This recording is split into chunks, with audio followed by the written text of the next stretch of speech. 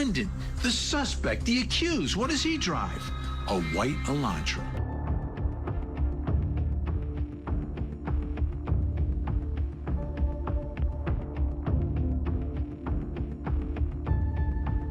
They were young, they were full of life, and one brutal night, their lives were stolen.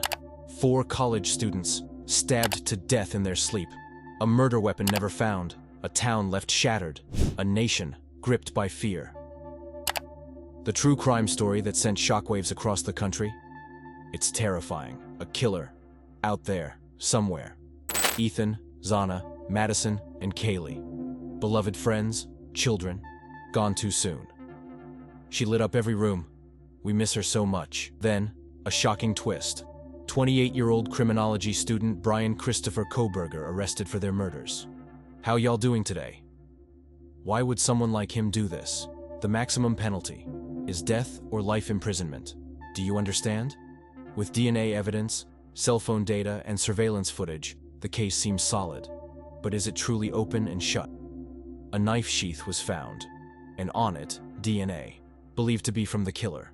For nearly a dozen times, a certain figure appeared near the house. That many visits demand explanation. And then, the suspect's car? A white Elantra, matching the vehicle seen near the crime scene. Public reactions have been strong. Families want clarity. Every piece of evidence needs to be revealed. For the parents of the victims, the suspect represents a nightmare. Though some try to stay positive, the weight of the loss is heavy. But not every day is meant for sorrow. One parent recalls the warmth of a daughter's hug, her giving nature, always smiling. A hug before leaving, a hug when she returned. The small moments now mean everything. Kaylee and Maddie, just 14 days apart in age, both loved deeply, both lost on the same tragic night. Even Kaylee's car carried memories. It wasn't just transportation. It was a gift she gave herself after landing a new job. A car she adored.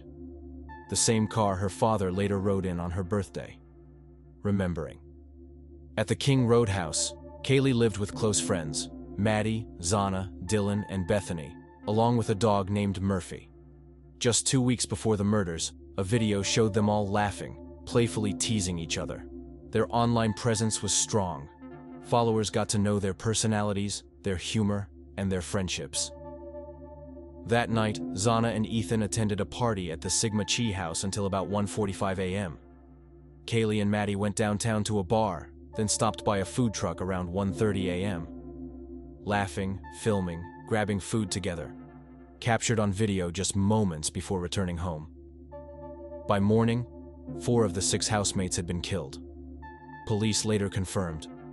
The weapon used was a knife. No sign of forced entry. No weapon recovered. The scene suggested a targeted attack. From the start, it felt like a story that would capture national attention. 4 college students, murdered in their home. The police chief's early statements, targeted, isolated, offered hope for a quick resolution.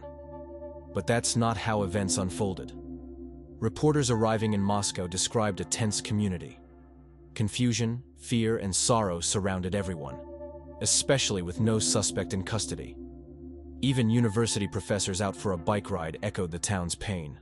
Faculty, students, and families struggled to move forward. The demand for answers only grew. When asked about the investigation, local officials remained tight-lipped. The prosecutor shared no details, but hinted at deeper knowledge behind the scenes. When asked if it would be safe for a child to live near campus, his response was careful, suggesting more was known than shared. Weeks passed. No arrests. Speculation spread. The public was left in the dark. Grieving families felt abandoned, and under one victim's comforter, evidence, believed to be from the killer, was still being examined. Moscow, a vibrant university town with lively streets and friendly faces, had become the center of a chilling mystery. Surrounding the small town of Moscow, Idaho, are endless hills of wheat and farmland. It's a quiet community of about 25,000 residents, a place often described as peaceful, safe, and family-oriented. In a region like North Idaho, violent crime is rare. So when 4 young lives were taken, and no arrest was made for weeks. Fear quickly replaced the town's usual calm. As days passed, students began to leave campus. Rumors spread. Families grew frustrated. Some even feared the investigation had stalled. One grieving father turned to private investigators, desperate for answers. While authorities urged patience behind the scenes, they were quietly building a case, collecting DNA, phone data, and even an eyewitness account. On the night of the murders, the victims were spread across 3 floors. Dylan Mortensen, one of the surviving roommates, later told police she heard strange sounds and then saw a tall man in black with bushy eyebrows silently walk past her. Terrified, she froze, locked her door, and didn't call 911 until noon. Bryan Kohberger's arrest wasn't just about one clue. It was the result of a puzzle slowly coming together. Phone data, surveillance footage, eyewitness testimony, and DNA found inches from a victim's body. His phone was silent during the murders. His car was caught circling the crime scene, and his DNA matched a sample from the knife sheath left at the scene. Psychologists explained the surviving roommate's silence as a trauma response. And while Kohberger's defense argues that DNA can transfer and phone signals can fail, prosecutors say his pattern of behavior tells a darker story. 12 visits to the victim's neighborhood, a chilling Reddit post, a criminology student possibly trying to understand himself or cover his tracks. Was it obsession? Was it rage? We may never fully know the motive, but one thing is clear. The case against Bryan Kohberger is built on more than suspicion. It's built on science, patterns, and the haunting question that still remains. Why? Those who want to make the world safer. Those fascinated by the criminal mind. And those planning to commit crimes and want to learn how to avoid getting caught. If Kohberger is the killer, it's likely the second and third reasons apply.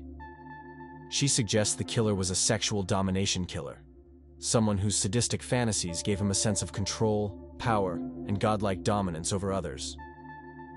Since his arrest in December 2022, Bryan Kohberger has made multiple court appearances. His lawyers have filed motions to challenge the grand jury indictment, question how the DNA was collected, argue that genealogy databases were used in a way that could violate privacy. Instead of finding a match in official FBI databases, police used public genealogy websites to get a match with Kohberger's father. The defense now demands to see exactly what databases were searched, what records were obtained, and how the investigation followed legal protocol. Kohberger's legal team also revealed a possible alibi. He was allegedly driving around alone at night, which is why his phone was disconnected during the time of the murders. It's vague. There's no detail about where he went or why, but legally, it's not inconsistent with the evidence. The defense has also tried to limit cameras in the courtroom, arguing that intense public attention is unfairly shaping opinions about Kohberger. But Kaylee's father, Steve, disagrees strongly. "If you give off weird vibes, maybe you don't want people to see who you are," he said. "I want everything out in the open. No secrets." When asked for a plea, Kohberger stood silent, a legal strategy that results in a default plea of not guilty. His trial is expected to begin sometime in 2024. As the legal battle unfolds, what remains at the center are the 4 lives lost. We live for you every day, with your energy in our minds. She was our sunshine. When she smiled, the sky felt limitless. Ethan could always make you laugh, always lift your spirit. You were the funniest, kindest person I knew. Through pain, confusion, and waiting for answers, their families continue to speak with love, light, and resilience. Bryan Kohberger says he'll be exonerated, but with DNA on a knife sheath, 12 late-night visits near the victim's home, and a phone that went dark during the murders, questions are piling up. Is this a case of overwhelming evidence or reasonable doubt? The trial will decide his fate. But one thing is certain. 4 lives were lost, and justice still hangs in the balance. If you found this case as haunting as we did, subscribe for more true crime deep dives. And remember, everyone is innocent until proven guilty.